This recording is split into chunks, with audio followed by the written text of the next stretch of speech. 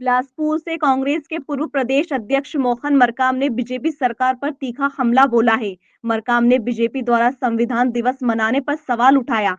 कहा जो संविधान का विरोध करते हैं वे अब इसे मनाने का ढोंग कर रहे हैं। उन्होंने राज्य में बिगड़ी कानून व्यवस्था पर भी हमला करते हुए कहा कि अपराधों की घटनाएं बढ़ गई हैं और सरकार पर इसका कोई असर नहीं हो रहा है। धान खरीदी पर भी उन्होंने बीजेपी को घेरा। कहा किसानों से धोखा किया जा रहा है, धान रिजेक्ट किया जा रहा है। साथ ही मरकाम ने बीजेपी में वरिष्ठ नेताओं की उपेक्षा की आलोचना की। आरोप लगाया कि नए विधायकों को मंत्री बनाकर राज्य की स्थिति बिगाड़ी जा रही है। उन्होंने कहा कि इन फैसलों का असर आगामी चुनाव में दिखेगा।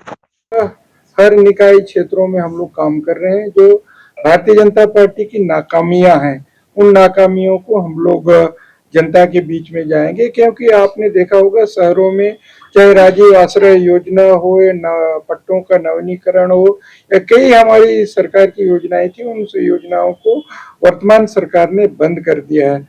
हम उन्हीं के बहुत से मुद्दे हैं, उन मुद्दों को लेकर हम लोग जनता के बीच में जाएंगे। और कोई भी काम भारतीय जनता पार्टी के सरकार में काम नहीं हो रहा है। सरकार कौन चला रहा है, सरकार का मुखिया कौन है, जो जो केंद्र है अलग अलग बने हैं, कोई 2 डिप्टी सीएम है, वो बोलते हैं कि हम सरकार चला रहे हैं, एक वित्त मंत्री है वो सरकार चल रहे हैं, माननीय मुख्यमंत्री जी की मिसेज बोलती है कि मैं सुपर सीएम हूँ।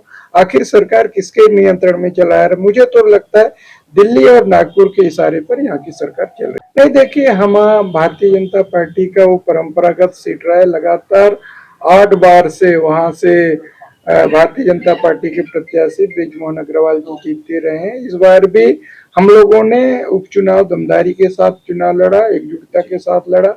जो बृजमोहन अग्रवाल जी जहां 68,000 वोटों से जीते थे, मगर हम लोग 46,000 वोटों से जीते। पूरी सरकारी तंत्र और सरकार लगी हुई थी, जिसके कारण हार का सामना करना पड़ा। चुनाव है, उपचुनाव में हम भी सरकार में रहे तो एक भी भारतीय जनता पार्टी